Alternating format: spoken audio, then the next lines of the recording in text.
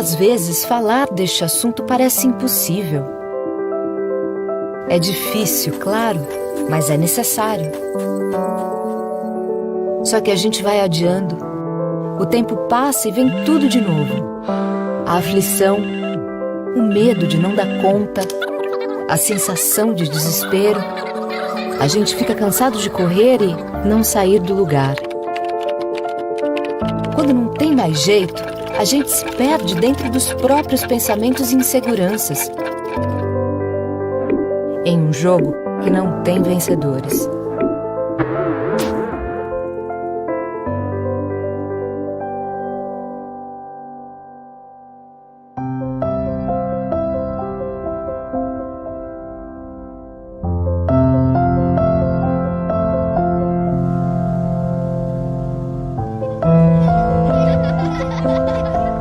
Esse tipo de problema não escolhe sexo, idade ou condição social.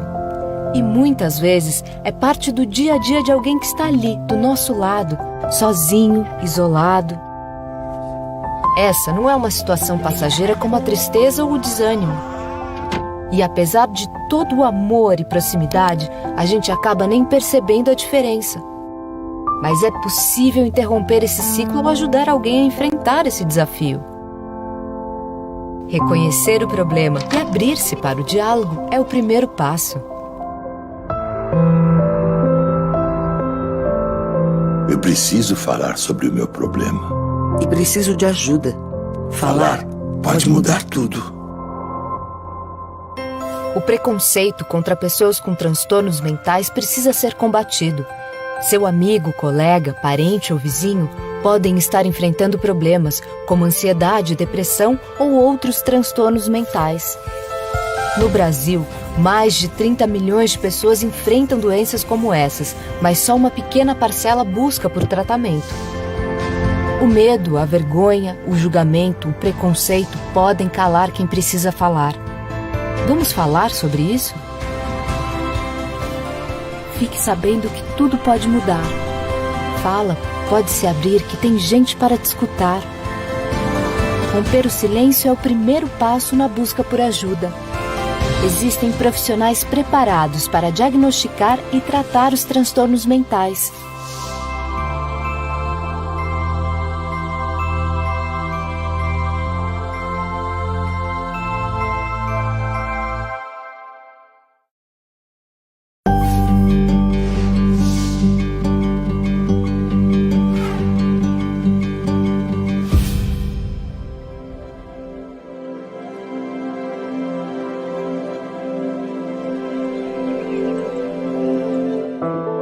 Às vezes, falar deste assunto parece impossível.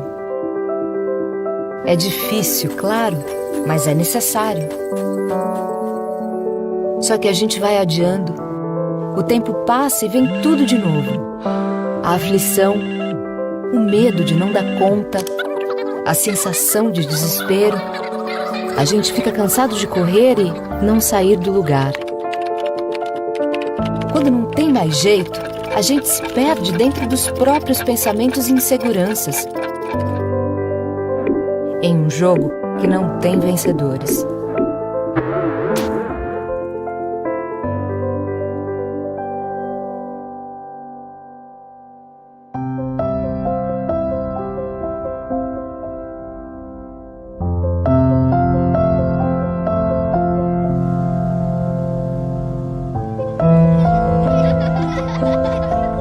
Esse tipo de problema não escolhe sexo, idade ou condição social.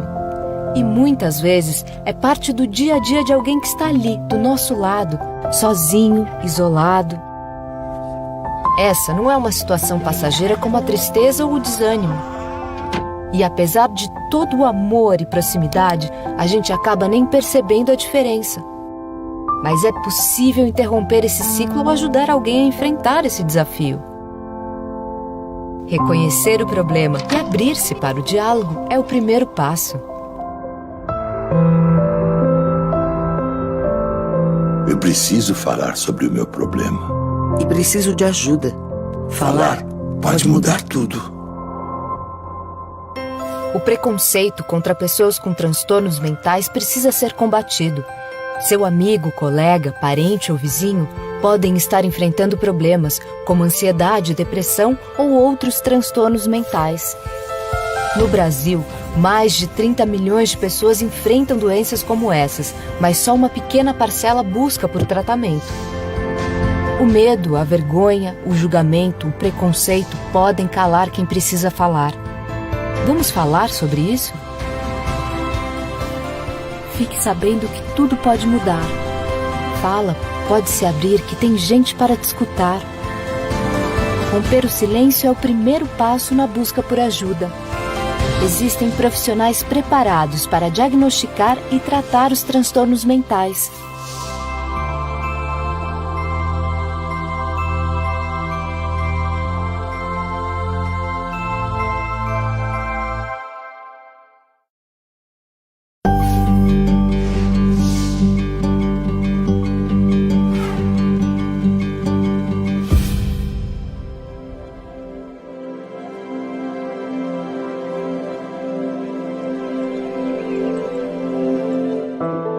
Às vezes, falar deste assunto parece impossível. É difícil, claro, mas é necessário. Só que a gente vai adiando. O tempo passa e vem tudo de novo. A aflição, o medo de não dar conta, a sensação de desespero. A gente fica cansado de correr e não sair do lugar. Quando não tem mais jeito, a gente se perde dentro dos próprios pensamentos e inseguranças. Em um jogo que não tem vencedores.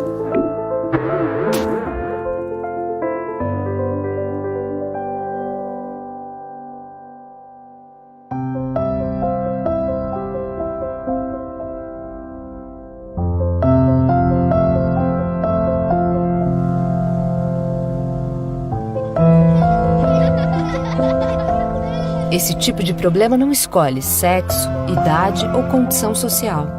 E muitas vezes é parte do dia a dia de alguém que está ali, do nosso lado, sozinho, isolado.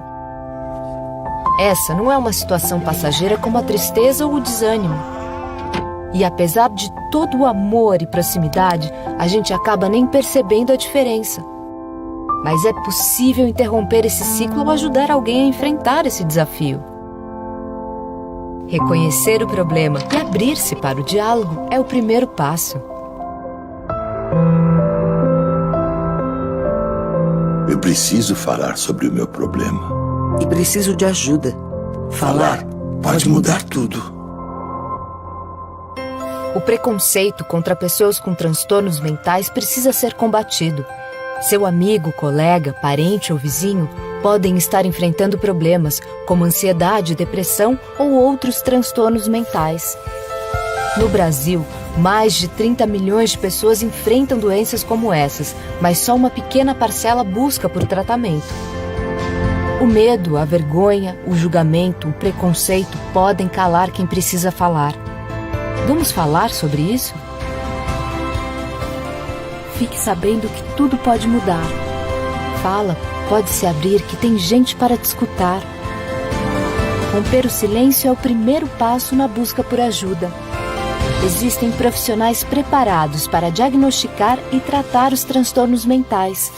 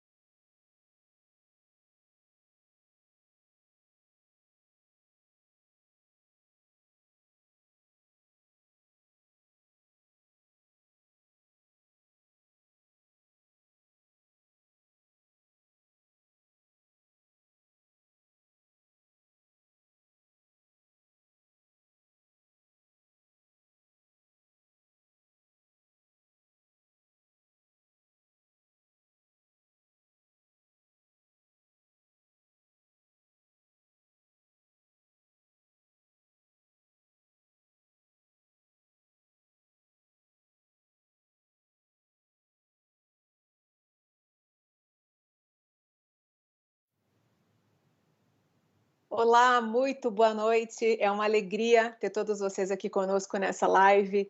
O meu nome é Dayana Garbinho, eu sou jornalista, escritora e com muita alegria eu sou a embaixadora da campanha Falar Pode Mudar Tudo.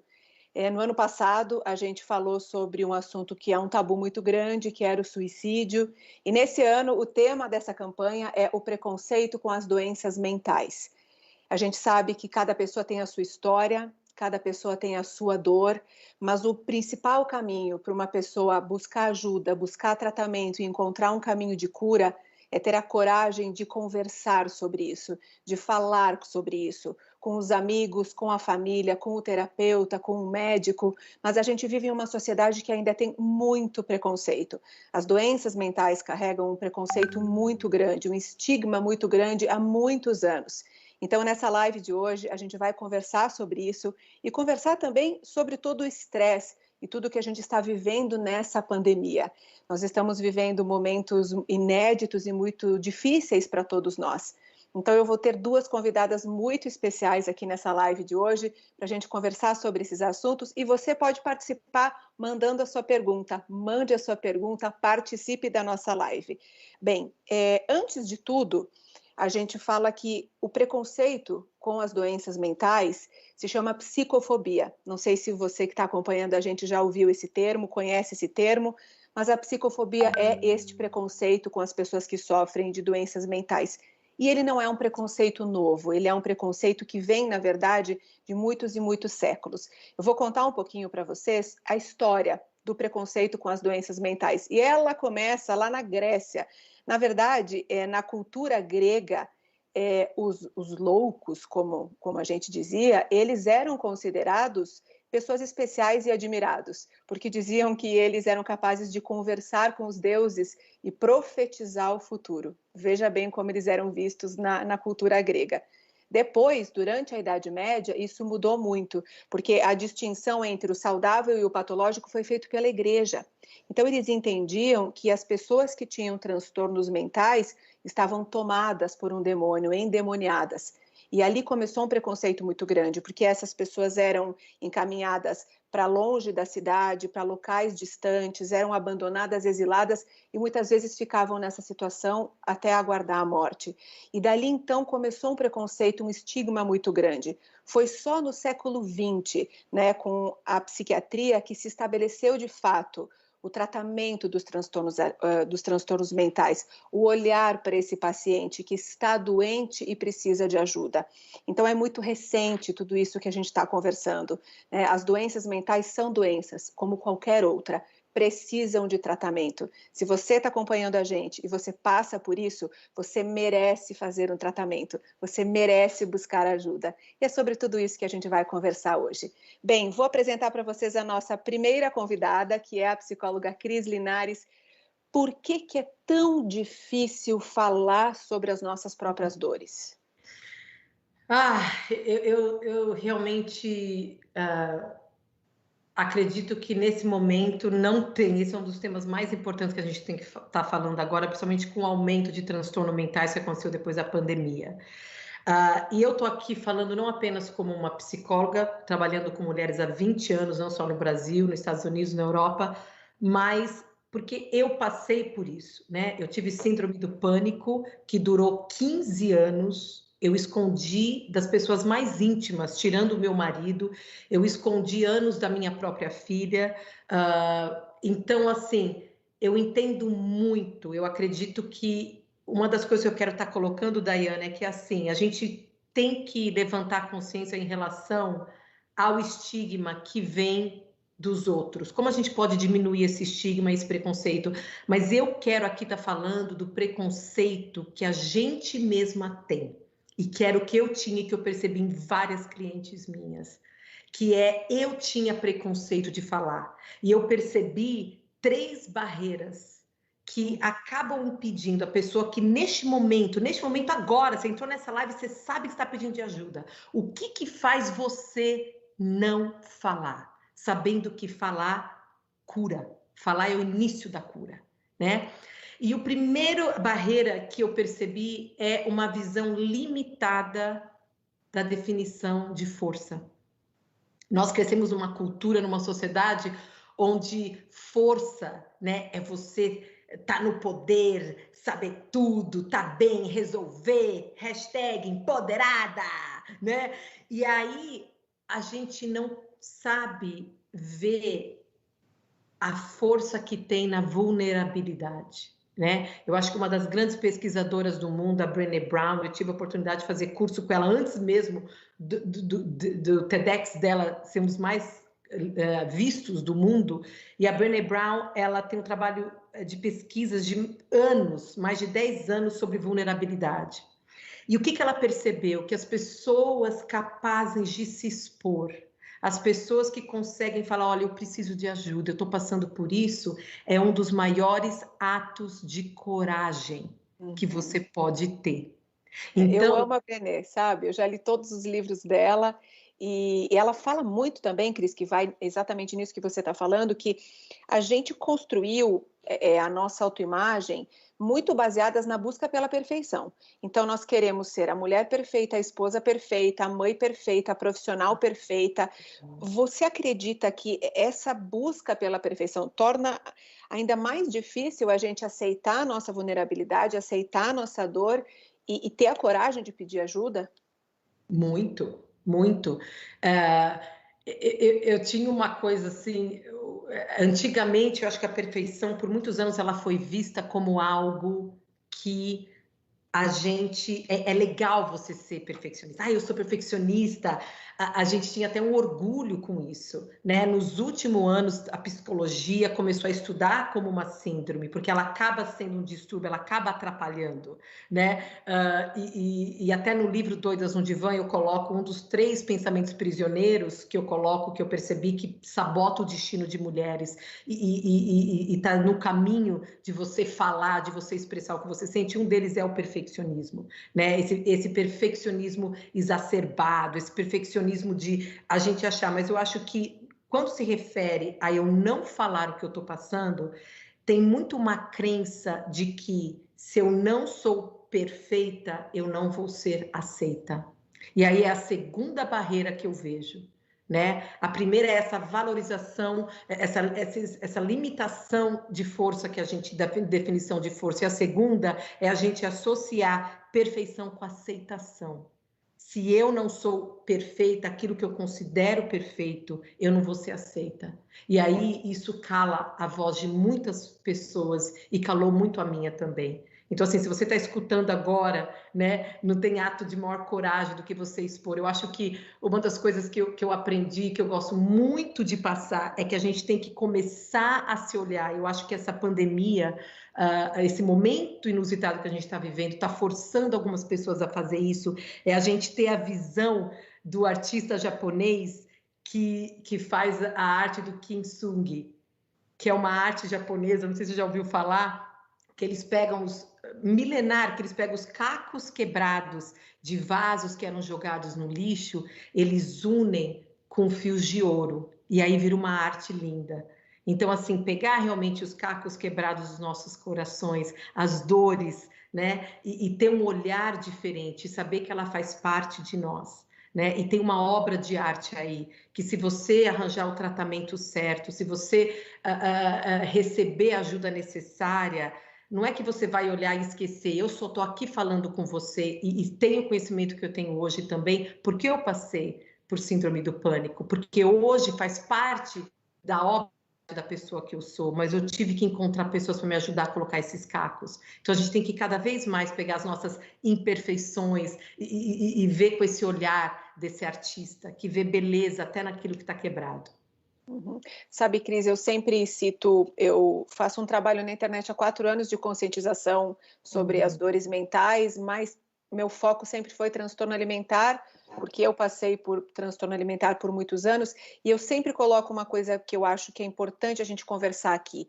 Quando a gente tem uma doença física, qualquer outra doença, por exemplo, se a gente quebra uma perna, a gente não hesita em ir ao médico, a gente não tem vergonha de ir ao médico, de engessar a perna, de buscar ajuda. Eu queria que você explicasse para a gente por que a gente tem tanta vergonha de buscar ajuda para as dores emocionais, para as dores mentais. Por que a gente faz essa diferenciação? Como se a dor mental fosse menos importante do que uma dor física. Isso que você está trazendo, Daiane, é fantástico. Eu acredito que isso vai de encontro com a terceira barreira, que eu percebi que impede a pessoa de falar e de pedir ajuda e de ter esse preconceito com ela mesma, né? E é exatamente isso. Nós fazemos parte de uma sociedade que valoriza aquilo que eu posso enxergar, aquilo que eu posso ver. E eu gosto de culpar, né, dar uma de vítima e usar as palavras de um grande terapeuta brasileiro, que é o Pierre Weiss, que ele fala o seguinte, que ele culpa isso, ele fala a culpa do pacto do século XVIII. Né? Ele culpa o pacto do século XVIII, que no século XVIII a gente tinha um poder religioso que abusava, que queimava, literalmente queimava cientistas, pesquisadores.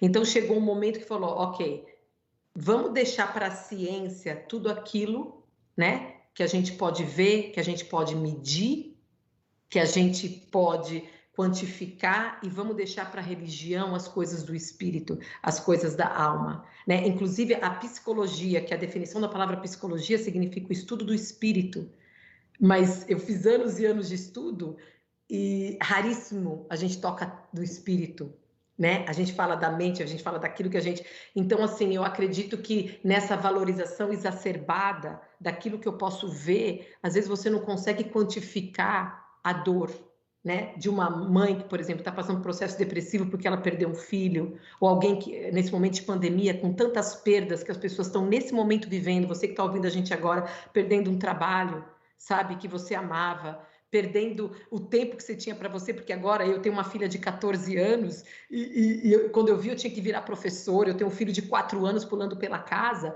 e eu perdi aquele tempo que eu tinha comigo. Então, assim, a perda, né, as perdas que a gente vive, muitas vezes não dá para a gente quantificar, não dá para a gente... E isso eu acho que impede a gente a perceber, assim, poxa, mesmo eu não podendo quantificar, mesmo como você falou, não sendo um braço quebrado, né, não significa que não está lá, não significa que esse transtorno mental não está presente. Eu já ouvi de pessoas assim que me chocou muito, de virar para mim e falar assim, eu preferia ter um câncer do que a depressão que eu estou passando, porque pelo menos o câncer eu receberia a compaixão das pessoas. Eu sei que o que eu estou falando agora pode ser forte, mas você que passa por um transtorno mental, você sabe que isso é real. Às vezes a gente queria poder mostrar, olhar, mas o fato da gente não poder quantificar, enxergar, não significa que não está lá. As dores invisíveis, né? É mais difícil quando não é palpável, assim. Cris, antes de eu fazer a próxima pergunta para você, eu queria lembrar ao público que está acompanhando a gente que você pode participar dessa conversa. Mande a sua pergunta para a gente. No finalzinho, a gente vai ter alguns minutos para a Cris e também a nossa próxima convidada, que é a doutora Carmita Abdo, médica psiquiatra, responderem as perguntas de vocês. Então, participa, manda a sua questão, manda a sua pergunta. O que eu queria te perguntar, Cris, é que dentro do preconceito com as doenças mentais, a gente às vezes usa muitas palavras assim, ai, é doida, é louca, é frescura, é mimimi. E aí eu vi que o título do seu livro é Doidas no Divã. Me conta um pouquinho exatamente por que você escolheu esse título.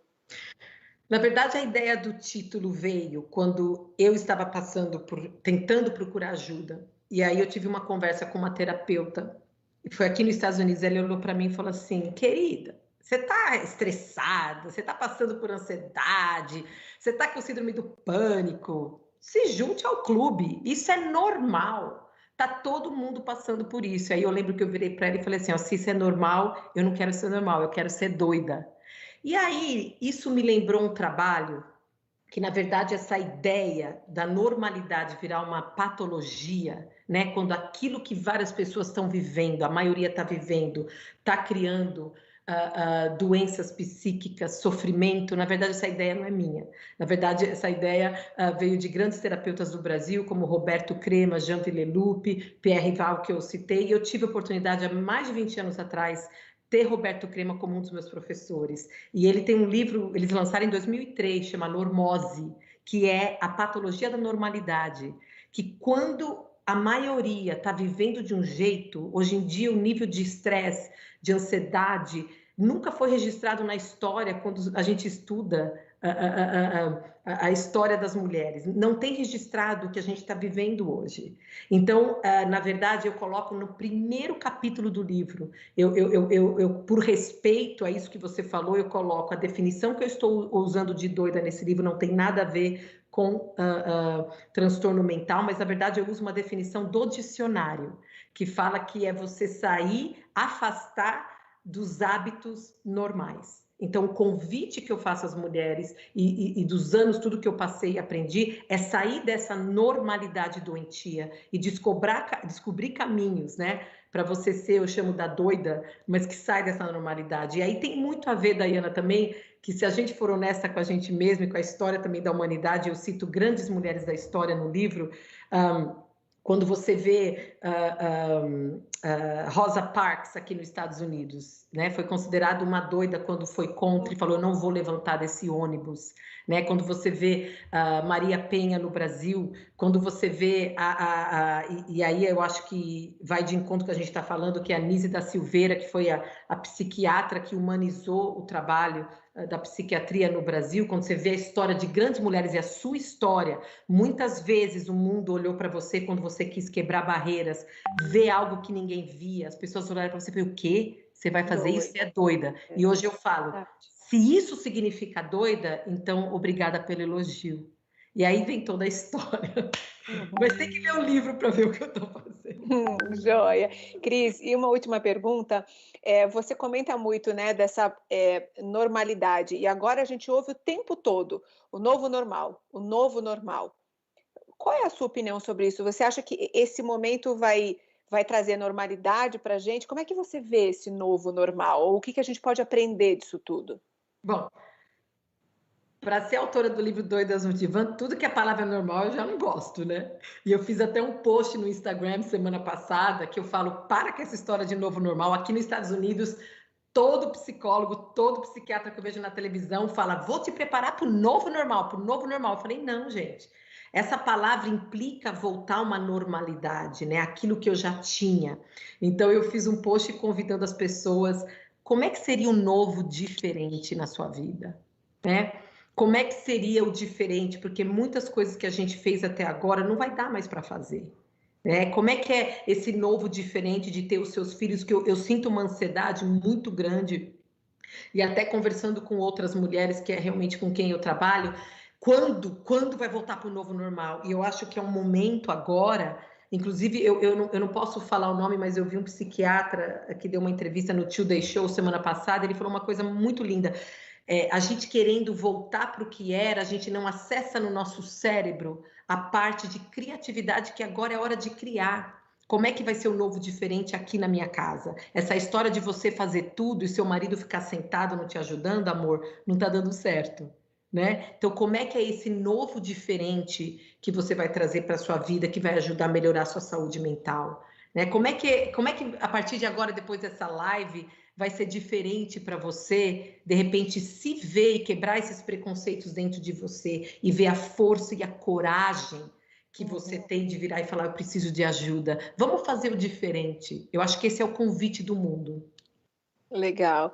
Cris, muito obrigada, quero te agradecer demais, e você fica aí mais um pouquinho, porque no final você volta para a gente responder as perguntas do público que está com a gente. Agora eu vou mudar um pouquinho de assunto, porque a gente comentei com vocês lá no começo que a gente ia falar sobre a questão dos preconceitos com as doenças mentais e também sobre toda essa loucura que a gente está vivendo, o impacto da pandemia, do isolamento na nossa saúde mental. Por isso eu vou chamar agora para essa conversa a nossa segunda convidada, que é a doutora Carmita Abdo, médica psiquiatra. Doutora Carmita, muito obrigada por estar conosco. Vou só pedir para a senhora abrir o seu microfone para a gente começar a conversar. Enquanto isso, a doutora Carmita traz para a gente um dado muito importante, que é que a procura pelo atendimento psiquiátrico subiu 60% durante essa pandemia. Então, a gente percebe que pessoas que antes nunca procuraram atendimento começaram a procurar, mais pessoas estão se sentindo mais deprimidas, mais ansiosas, com vários problemas e estão buscando ajuda. Então, isso reforça mais uma vez o tema dessa nossa campanha: o falar pode mudar tudo, buscar ajuda pode mudar tudo. Doutora Carmita, boa noite para a senhora, obrigada por estar aqui, e eu gostaria que a senhora contasse para a gente como a senhora vê esse aumento da procura diante dessa situação toda que nós estamos vivendo.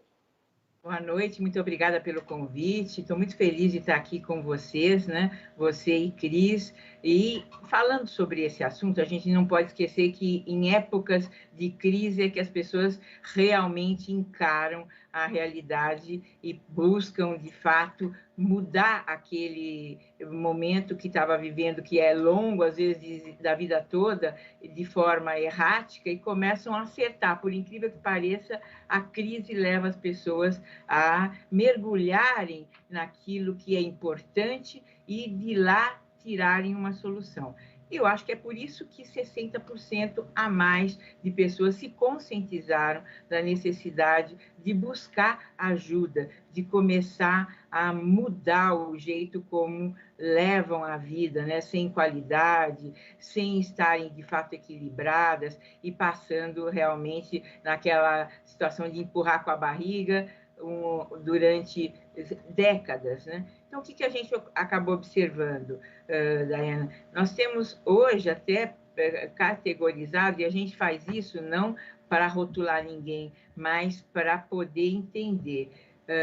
Existem pessoas que hoje estão vivendo dificuldades no plano da saúde, seja física, seja emocional, e que nunca tiveram nada, mas a força dessa pandemia, a forma como foram atingidas em vários aspectos, confinamento, medo de adoecer, distância das pessoas queridas, medo de perder a condição econômica e não poder bancar uma família, medo de contaminar pessoas queridas, tudo isso leva muita gente que jamais teria uma dificuldade como depressão, como ansiedade, como estresse, passaram a viver pânico, inclusive, do que já foi falado hoje, transtornos alimentares, porque está mais em casa, né? Fica o tempo todo com o acesso mais fácil à alimentação e, como não tem, às vezes, uma rotina bem estabelecida,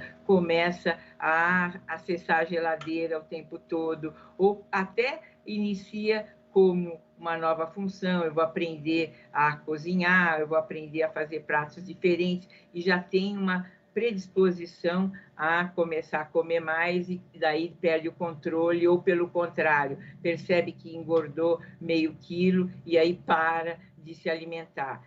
Transtornos obsessivos compulsivos também, porque essa coisa de ficar o tempo todo se higienizando levou muita gente que tinha essa condição sob controle, de exagerar nesse aspecto, perdeu o controle porque foi forçado a viver essa higienização mais frequente, e isso, a memória que a gente tem, né, de coisas que estão ali, de alguma forma, equilibradas, mas no equilíbrio instável, acaba esse equilíbrio se rompendo. Então, nós temos esses que foram, de fato, os que respondem pelos 60% a mais no consultório. Fora isso, quem estava razoavelmente bem, infelizmente, já eram pacientes, né? Já tomavam medicação, inclusive, tiveram que rever a sua medicação, porque já não era mais suficiente, ou já não era mais adequada aquela, tendo que passar para uma outra. Uma terceira categoria,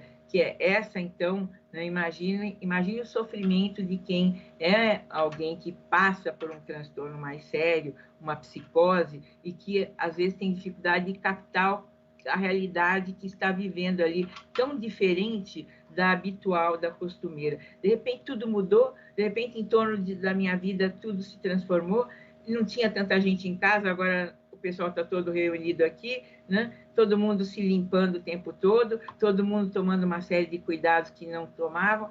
Isso afeta, claro, né, a tranquilidade de quem já tem muita dificuldade em lidar com a realidade, vamos dizer assim, dos outros, né, que não é necessariamente igual à sua. E, por fim, quem está no front, né? Quem está ali, de fato, lidando com a doença, quem está o tempo todo correndo risco de se contaminar e o medo de voltar para casa, e muita gente não volta para casa, né? Aqui no Brasil, acredito que nos Estados Unidos também, né, Cris?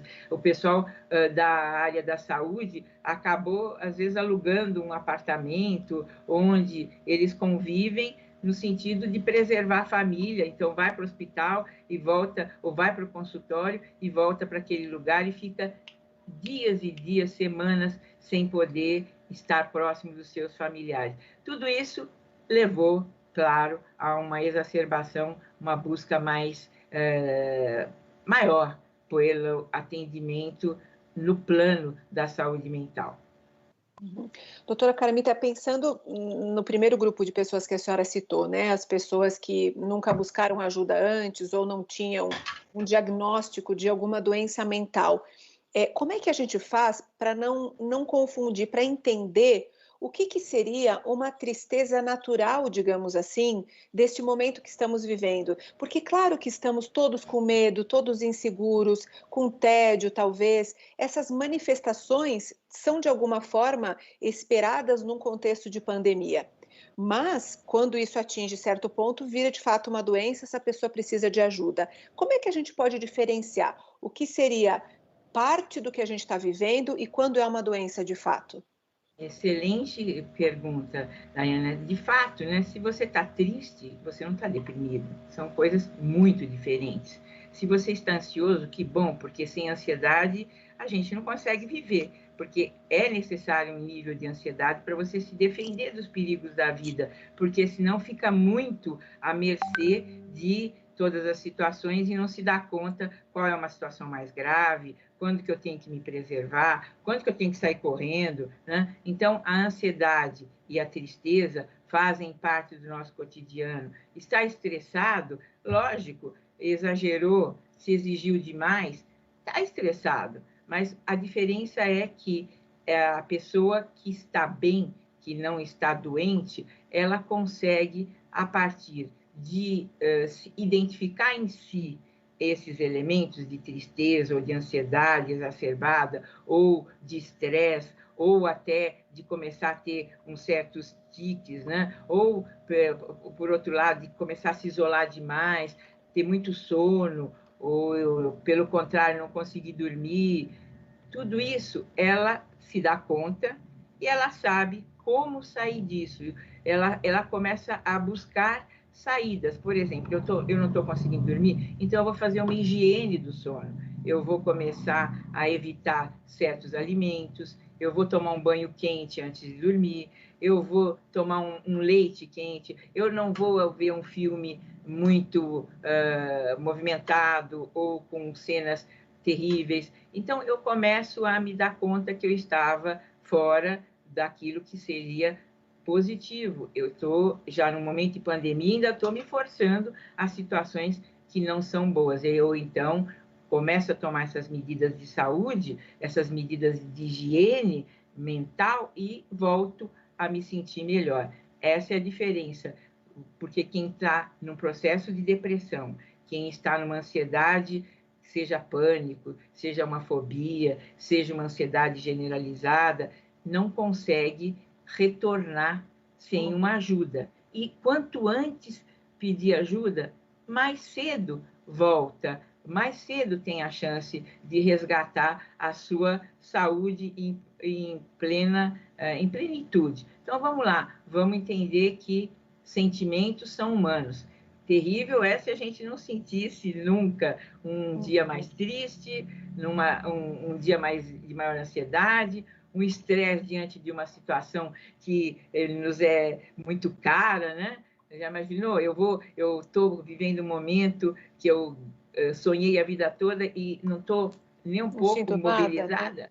Né? Isso é que a gente não pode querer. Se alguém quer viver assim, que pena, porque emoções são importantes e fazem todo o colorido na vida, e é isso que a gente quer, que as pessoas tenham realmente, não é, uma sintonia entre aquilo que é positivo, aquilo que é negativo, e saibam fazer as escolhas através de como cada vivência repercute em si. Uhum. Doutora Carmita, a gente sempre pensa, quando a gente fala em doença mental, em rótulos, em colocar as pessoas em uma caixinha, né, em classificar.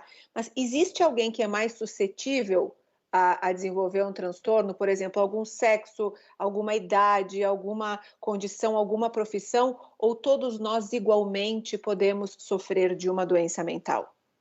Bem, eu vou tomar como exemplo, né, para a gente começar a falar de algo que é muito prevalente, né? Nós estamos entre mulheres, especialmente aqui. A depressão, quando a gente pensa numa população geral, ela acaba cometendo 2 mulheres a cada homem. Também, não sei se é porque as mulheres buscam muito mais facilmente ajuda que essa prevalência é observada, mas as pesquisas mostram que para você ter um processo depressivo mesmo, para você desenvolver um quadro e não um momento de tristeza, há necessidade que você tenha uma predisposição para isso, e essa predisposição vai fazer com que você se defenda de forma inadequada daquilo que é normal na vida, aquilo que a gente chama de estressores, ou seja, os acontecimentos que nos abatem. Nós vamos buscar nos defender dele, mas quem já tem uma predisposição à depressão tem maior dificuldade, se abate. Por exemplo, né? Eu percebo que alguém não gosta de mim, eu fico triste, eu me isolo, eu não tenho a ideia de, bom, não posso agradar todo mundo mesmo, e essa é uma pessoa, mas tem outras que gostam, que me valorizam. Então, a pessoa deprimida, ela não consegue pensar assim, porque a autoestima dela está comprometida. Então, o primeiro elemento é a predisposição. O segundo é a questão da dificuldade de lidar com o cotidiano de forma a se preservar e a interagir. E o terceiro é, veja, a modulação hormonal. A mulher modula o tempo todo, Daiane. Ela muda as condições de hormônio durante o ciclo menstrual. Parte do ciclo ela produz mais progesterona, na outra parte ela produz mais estrógeno. Quando ela engravida, muda toda a condição hormonal dela. Quando ela amamenta... Eu sei bem, viu, doutora, que eu estou grávida. A gente fica... né? Quando ela entra no climatério, ela vai mudar também. E todas essas oscilações, os homens não passam. Eles têm uma produção homogênea do hormônio sexual. E essa modulação do hormônio sexual acaba mobilizando maior dificuldade, vamos chamar assim para ficar fácil, de metabolização da serotonina e da noradrenalina, o que leva ao desencadeamento de depressão a quem já é predisposto. Então, por isso que 2 vezes mais mulheres do que homens, já que eles não têm esse plus, né, das causas, que é a modulação hormonal. Eles são sortudos nesse aspecto, né? Eles não oscilam. Ou não, porque modular também é uma delícia, né? A gente vive emoções inusitadas, a gente está sempre muito plugada, muito ligada e varia bastante e conseguimos, né, estar sempre numa gangorra na qual nos equilibramos. Eu acho isso dá um sentido muito especial à vida. Mas para quem tem tendência à depressão pode ser um problema. É nesses momentos em que tem menos estrógeno circulando que as mulheres costumam ter o episódio depressivo começando. Doutora Carmita, agora eu vou fazer para a senhora uma questão que muitas vezes é um pouco polêmica, que é a questão do rótulo. A gente sabe que, às vezes, quando a pessoa recebe um diagnóstico de uma doença mental, ela fica com muito medo de ser rotulada para sempre e carregar aquele diagnóstico como um rótulo para o resto da vida, né? O que a senhora pensa sobre isso? Porque ter o diagnóstico é muito importante para o tratamento adequado. Então, como é que a gente pode pensar isso? Eu acho que você até chegou a tocar um pouquinho nesse assunto com a Cris, que eu gostei muito, porque, veja, se alguém é diabético, vai ser diabético, por mais que se trate, mas tem essa predisposição e será diabético controlado pela medicação, por melhores hábitos de vida, e ele, então, vai conseguir conviver perfeitamente bem e também não terá, às vezes nem vai se lembrar que ele tem esse problema porque ele aprendeu a comer melhor, a se exercitar, a evitar tudo o que aumenta o seu açúcar. Então, por que quando alguém tem um problema que leva a um diagnóstico, seja de depressão, seja de ansiedade, seja qual for, isto passa a ser uma questão, né? Por quê? Desde que você se cuide, desde que você se trate, e saiba, hoje, né, os estudos mostram que de cada 2 pessoas no mundo, uma, pelo menos, viveu ou viverá um problema de ordem mental / emocional. Ou seja, se metade da população mundial vai passar por isso ou está passando, nós não estamos falando de minorias, nós não estamos falando de casos fora da curva, nós estamos falando do que é a vida nos dias de hoje, do jeito como a gente acabou encaminhando a nossa vida. Séculos e séculos e séculos nos trouxeram até aqui. Talvez a gente pudesse ter tomado outros caminhos, talvez a gente tivesse se preparado melhor para viver, mas não nos preparamos ou caímos aqui e agora nós temos que dar conta disso. Então, somos, né, uma parcela bastante grande da população que passa ou passará ou já passou por algum problema dessa natureza. Eu acho que isso não é rótulo, não, é uma condição. E como uma condição pode ser superada, pode ser cuidada, pode ser resolvida e vale a pena. Eu insisto, quanto mais cedo, melhor. E é claro que o especialista que você vai procurar é aquele que vai cuidar dependendo da gravidade, dependendo do perfil do quadro que você está apresentando. Não se importe com rótulos ou diagnósticos. Isso não é coisa que a gente deva colocar como eu não vou lá porque senão eu vou ter um diagnóstico, eu não indo, eu não tenho diagnóstico. Você já sabe, você já se deu esse diagnóstico. O problema está no diagnóstico que nós nos damos, não naquele que a gente recebe. Porque quando o especialista fala para você, olha, você tem uma depressão, ele está querendo dizer, olha, você tem uma questão que precisa ser atendida. Ele não está dizendo, olha, você nunca mais vai poder se livrar desse problema. São coisas muito diferentes. Da mesma forma, doutora Carmita, muitas pessoas têm muito medo e até preconceito com as medicações. Eu gostaria que a senhora explicasse um pouquinho para a gente. Tem mitos, né, estigmas de que eu não vou tomar a medicação que o psiquiatra está me indicando porque eu vou ficar viciado, porque eu vou ficar dopado. Como é que a gente pode entender a questão da medicação? A medicação, a psiquiatria, né, ela trabalha com medicação há muito pouco tempo, quando se pensa em termos de história da medicina. Os primeiros medicamentos tinham um efeito quase que imediato. Por isso, de fato, né, eu tomava uma medicação, 15 minutos depois, uma sensação de alívio e de bem-estar, e dopava, até porque, né, a questão do medicamento não era tão conhecida, a dose que deveria ter sido utilizada, e aí a pessoa acabava tomando a mais, ou até porque o medicamento era mesmo para sedar, e que o efeito era mesmo muito imediato. Hoje nós temos medicamentos que agem por acúmulo, ou seja, nós vamos ter uma medicação que você vai tomar um dia, 2, 3, 4, e não vai agir imediatamente.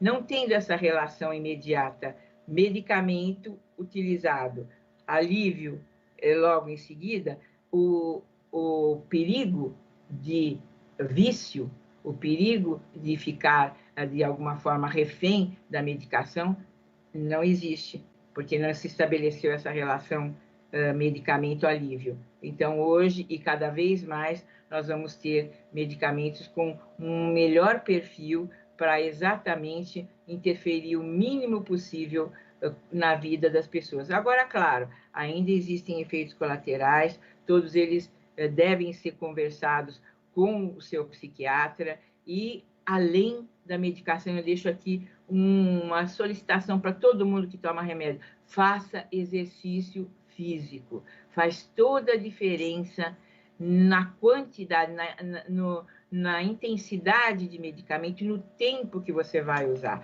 Exercício físico mobiliza uma série de respostas do seu organismo, libera uma série de substâncias que auxiliam o uso da medicação ser em menor nível e também em menor tempo. É claro que alguém que está muito deprimido, a última coisa que quer é fazer exercício, mas fica com essa dica. Aproveita ela, que você vai tomar menos medicamento e por menos tempo. Doutora Carmita, se eu puder dar um depoimento, eu fiz uso de medicamento para depressão durante 2 anos. E agora já tem 2 anos que eu tive alta e consigo viver sem a medicação, continuo a psicoterapia, mas então que a pessoa não tenha medo de buscar ajuda, de buscar o psiquiatra, de fazer o tratamento direitinho, porque é possível encontrar esse caminho de cura, mas às vezes a gente fica com tanto medo, né? E a gente ouve tanta coisa que a pessoa acaba não procurando ajuda. Então, doutora Carmita, a senhora continua aqui comigo, eu vou chamar a Cris também para a nossa conversa, porque a gente vai começar agora a responder as perguntas do público. Já temos perguntas aqui. A primeira pergunta é para a doutora Carmita. Doutora Carmita, ao identificar os primeiros sinais de depressão em um familiar, como proceder? Qual deve ser a maneira de abordar o assunto com a pessoa? Se alguém está deprimido, é muito pouco comum que se identifique no início.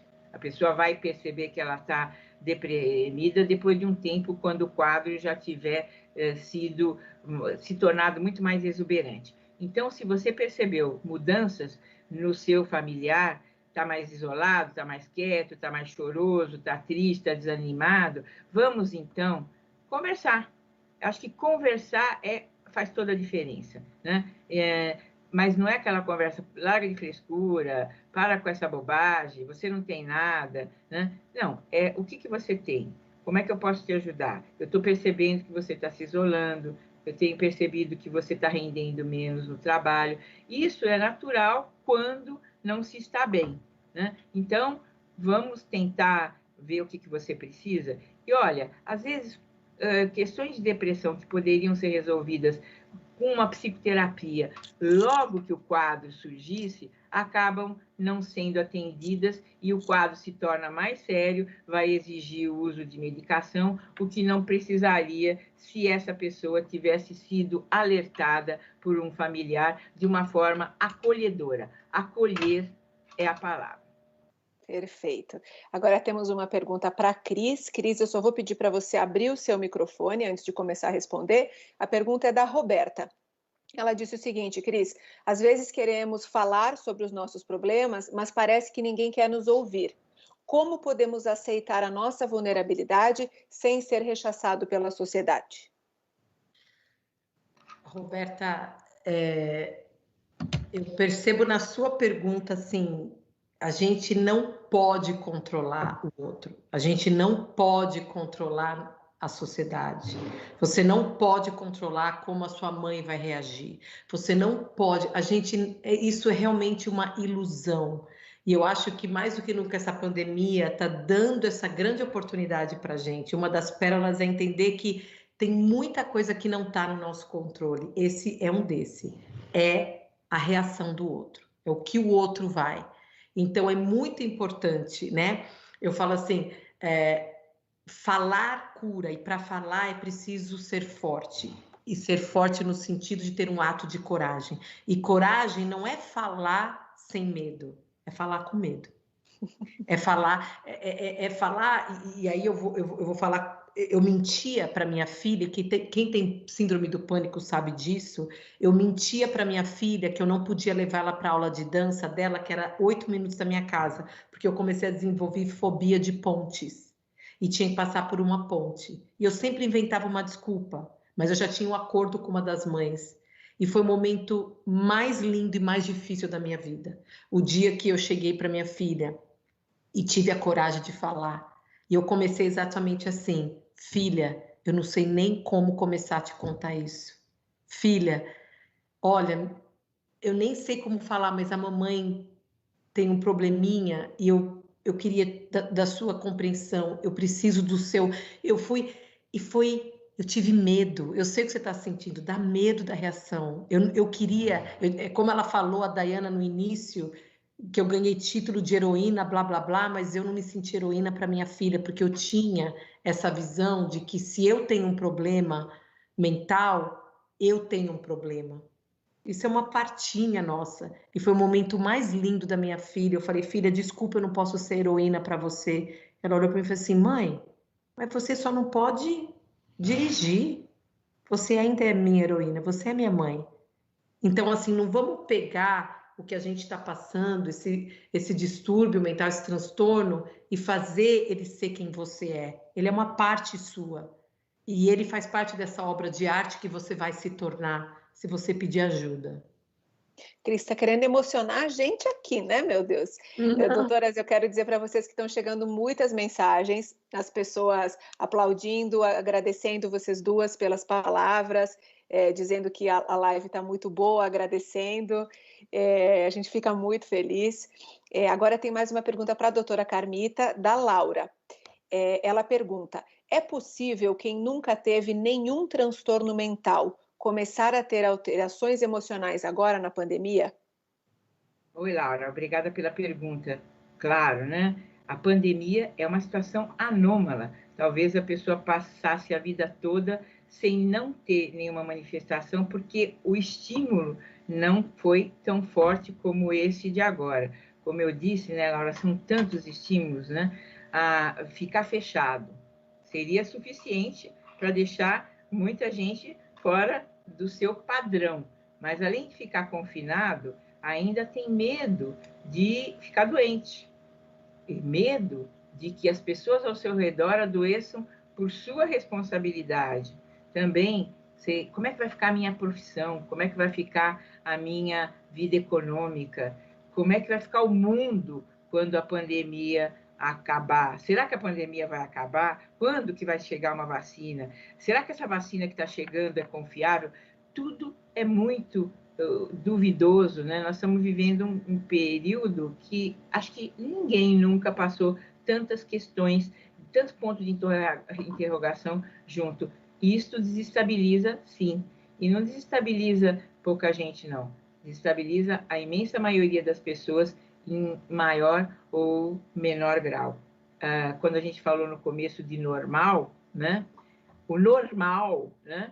É você se desestabilizar, ou você, pelo menos, reagir de alguma forma em algum momento desses 120 dias que nós estamos. Se você não teve nenhuma reação de fúria, não precisa ser uma fúria desmesurada, né? Mas se você não teve nenhuma, sinal que você está se esquivando de entrar em contato com essa realidade. Fiquem à vontade para expressarem as suas emoções de alguma forma.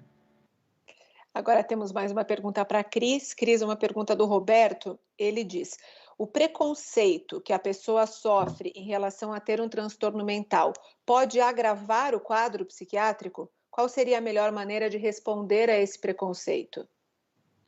Claro que pode agravar, dependendo de como você vai lidar, né? Como você vai perceber o que te aconteceu e o que a pessoa falou.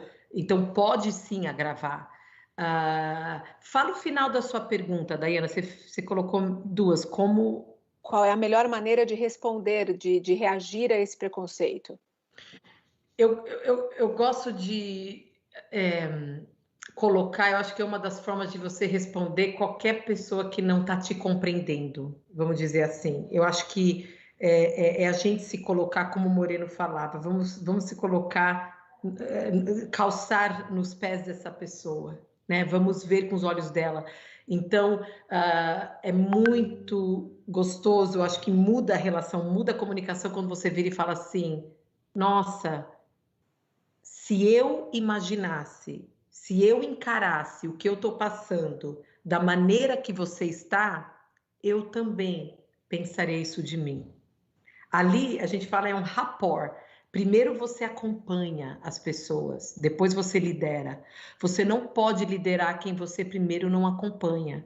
Então, nós aqui, esse trabalho, essa live, eu quero parabenizar todos que estão fazendo isso, essa campanha. Eu fiquei muito feliz e honrada de ser convidada. Falei no início que sou fã da doutora Carmita, desde assim, da época da faculdade, sou fã. Quando eu falei, fiquei até nervosa, que eu falei assim, gente, eu sou fã dessa mulher, essa doutora que traz tanta consciência para o Brasil, e eu tô aqui, né? Então, assim, espero que um pouquinho até da minha história ajude a você a perceber, assim, que nós fazemos parte, nós somos vítimas de uma sociedade, como a gente falou até aqui nessa live e outras que estão vindo também, que nós somos vítimas de uma sociedade que tem essa dicotomia, que divide aquilo que eu posso enxergar daquilo que eu não posso, que força é aquele Hércules que consegue levantar e não aquela mulher que tem a coragem de chorar e falar, eu preciso de ajuda. Então, eu acho que a pandemia está mudando os valores e ela vai ajudar mais pessoas, sim, a ter a coragem de falar o que elas estão sentindo e vai ajudar outras pessoas a compreender e aumentar a compreensão dela. Então, assim, primeiro, você não pode controlar os outros.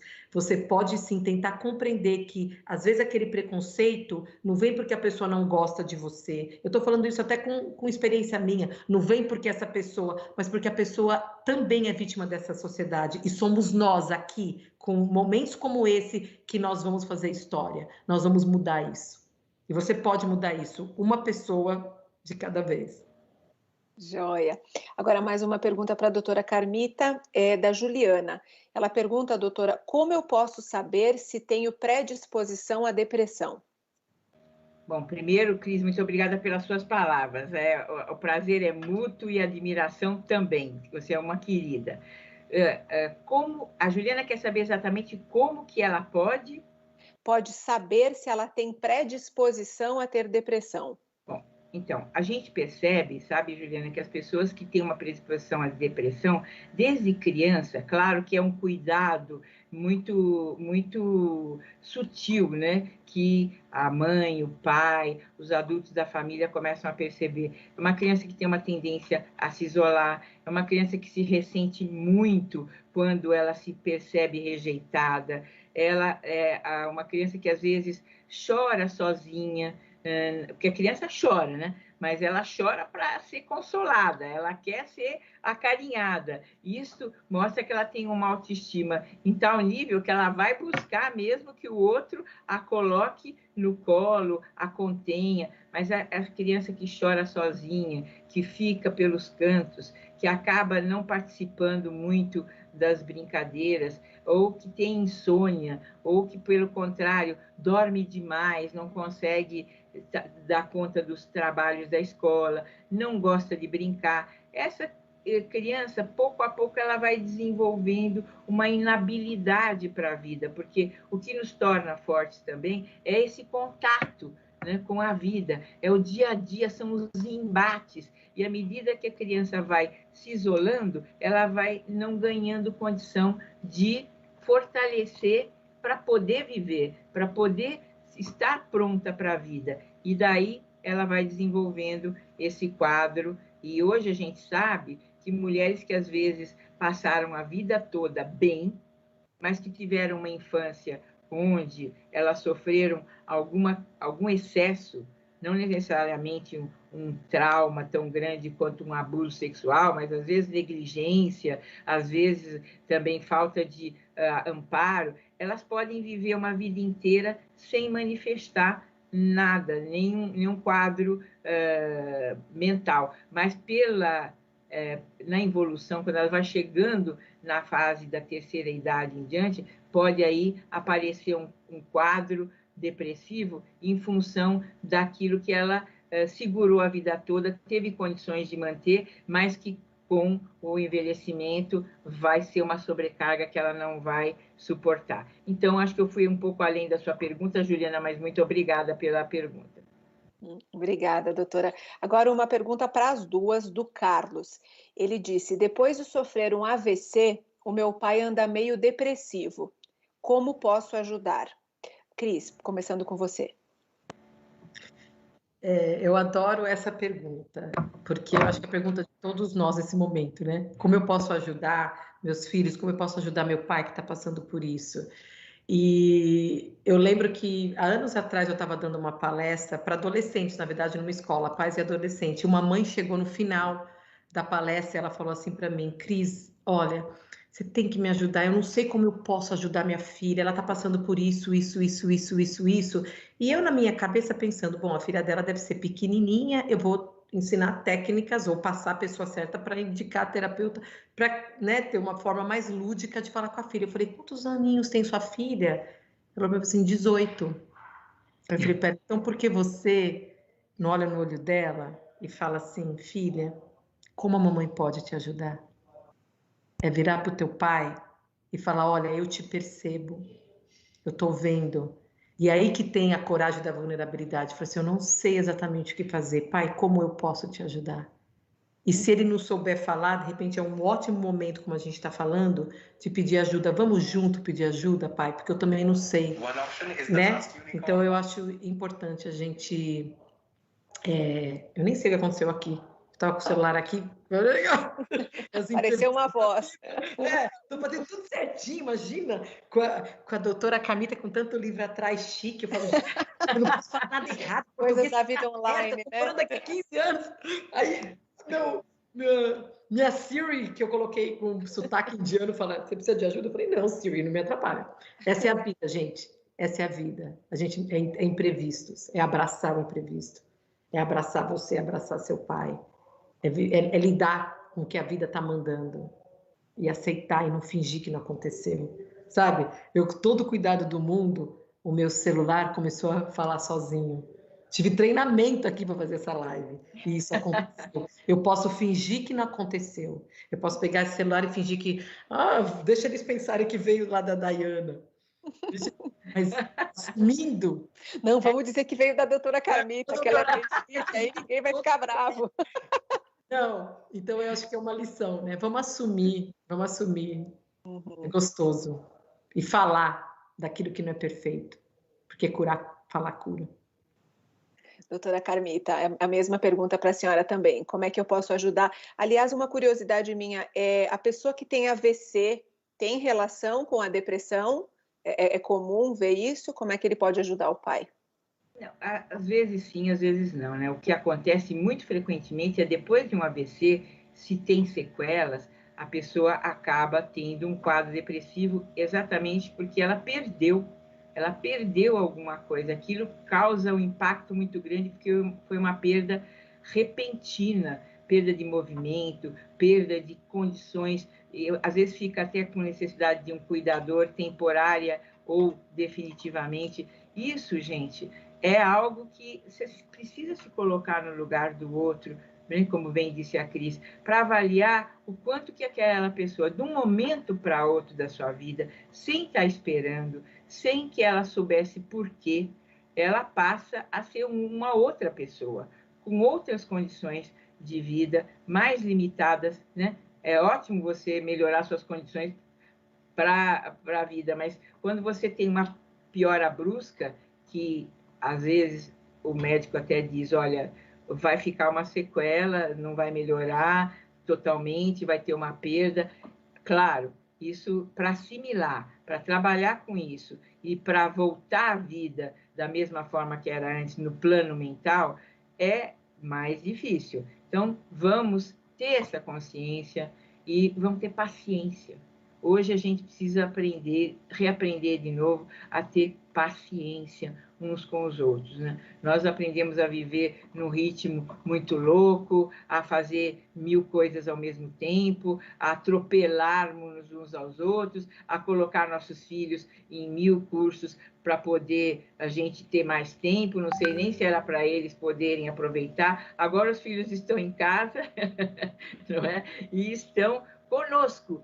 O que eu acho que foi o maior ganho da pandemia para essas crianças é poder conviver mais com os seus pais, que vão os observar melhor e, com certeza, eles vão ter uma lembrança muito positiva para contar na vida deles esses meses que passaram aí. Então, o seu pai, que hoje é um pouco seu filho, precisa disso, precisa dessa atenção que você deve estar dando para o seu filho, se você tem, né? E que está adorando estar mais perto de você.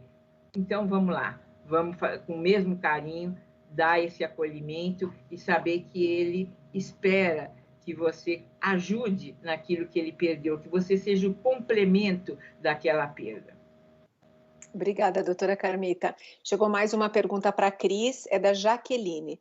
Ela pergunta: o que fazer quando seu marido não compreende a sua dor? Nossa, não conheço homem assim.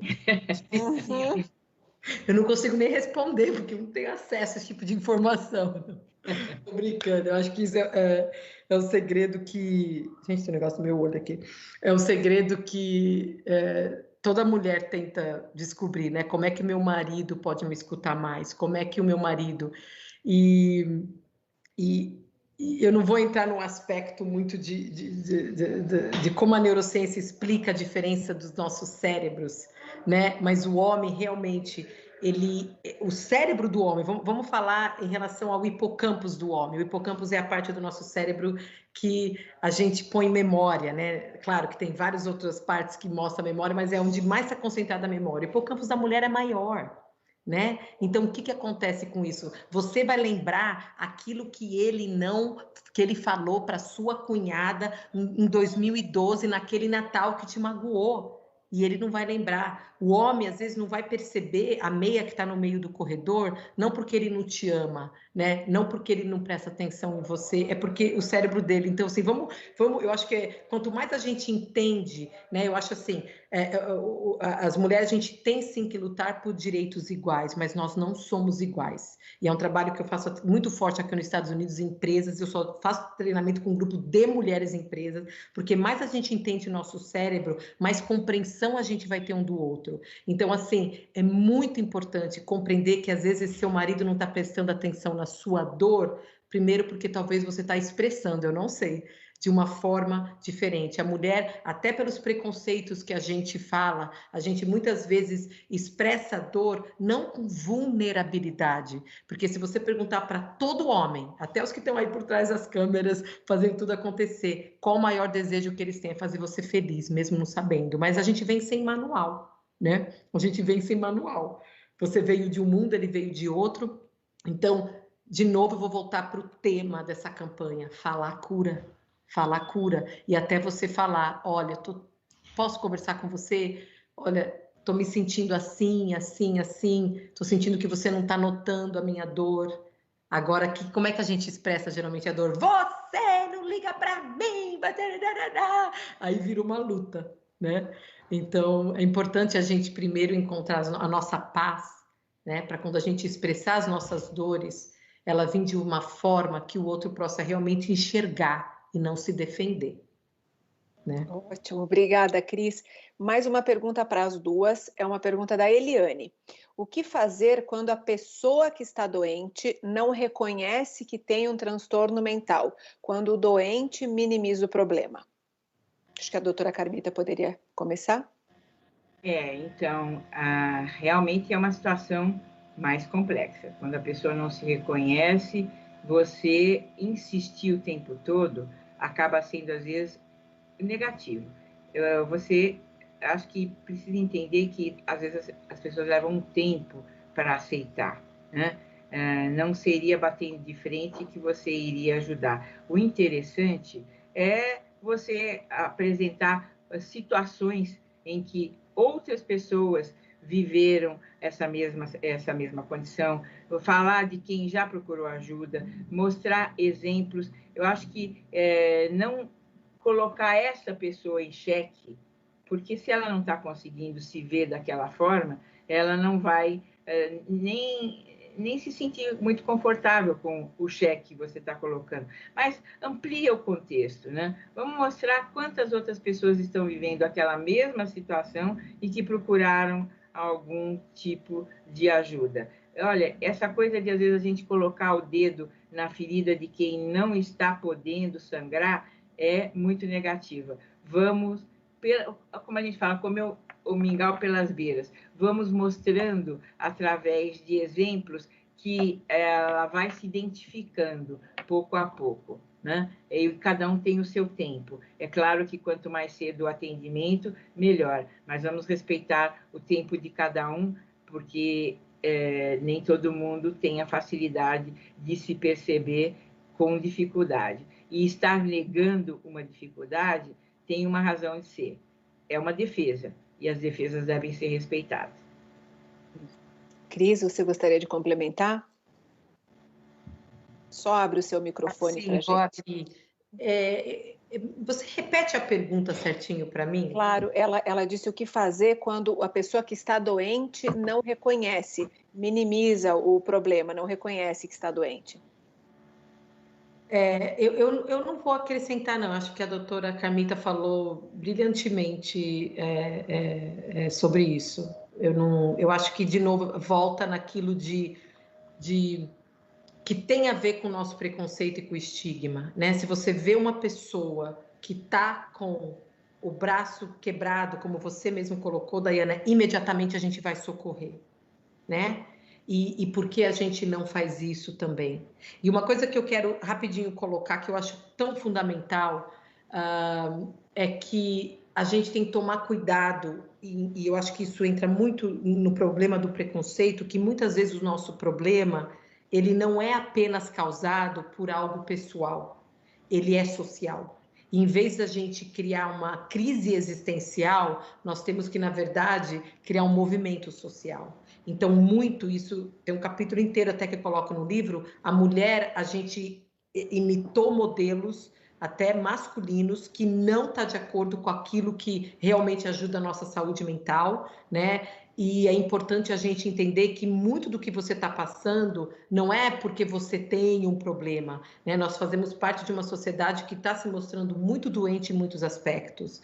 E então, como você vai pegar um vírus, né? E você pode também estar aberta para pegar o vírus do estresse, o vírus. Então, parar um pouco com essa história que tudo eu. A gente tem que, em vez de achar que eu sou a problemática, isso é ruim, e eu sou a louca, pera lá, deixa eu rever minha vida, deixa eu rever o que a sociedade me falou que é certo, né?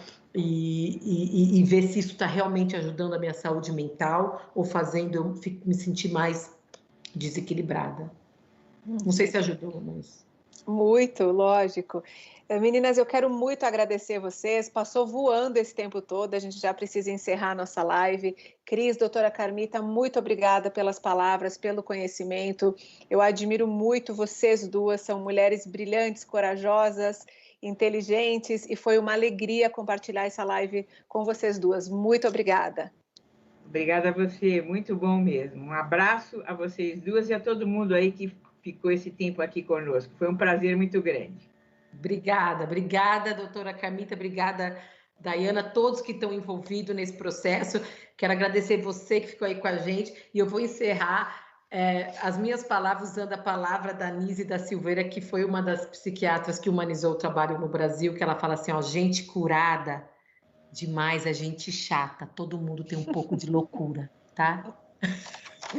Você não está sozinho nessa, não. Obrigada, boa noite. Quero agradecer muito a todos vocês que participaram dessa live e quero agradecer muito também os nossos parceiros nessa campanha. O CVV, que é o Centro de Valorização da Vida, e a Abrata, que é a Associação de Familiares, Amigos e Portadores dos Transtornos Afetivos, que estão junto com a gente nessa campanha Falar Pode Mudar Tudo. Gente, muito obrigada. Como a gente vem falando aqui desde o começo, não tenha vergonha de buscar ajuda. Converse com um terapeuta, com um familiar, com um amigo, com qualquer pessoa. Busque ajuda, procure ajuda. Você merece cuidar da sua dor. Você merece o tratamento adequado. Você merece ter uma vida muito melhor. Portanto, busque ajuda. E se você conhece alguém que precisa de ajuda, como as doutoras colocaram, estenda a mão. Ouça com carinho, com respeito, porque às vezes a gente não consegue entender a dor do outro, é verdade, mas a gente pode ouvir com carinho, a gente pode acolher. Então, que a gente possa pensar sempre na dor do outro também, como se fosse a nossa. E assim, todo mundo vai perder um pouco do preconceito, perder a vergonha de procurar ajuda, se a gente fizer tudo isso juntos. Então, mais uma vez, muito obrigada e que fique isso no coração de vocês. Falar pode mudar tudo. Muito obrigada, uma boa noite a todos.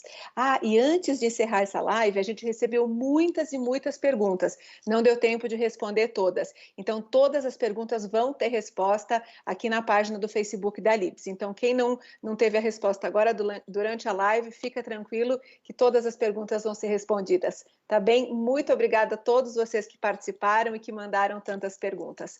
Boa noite.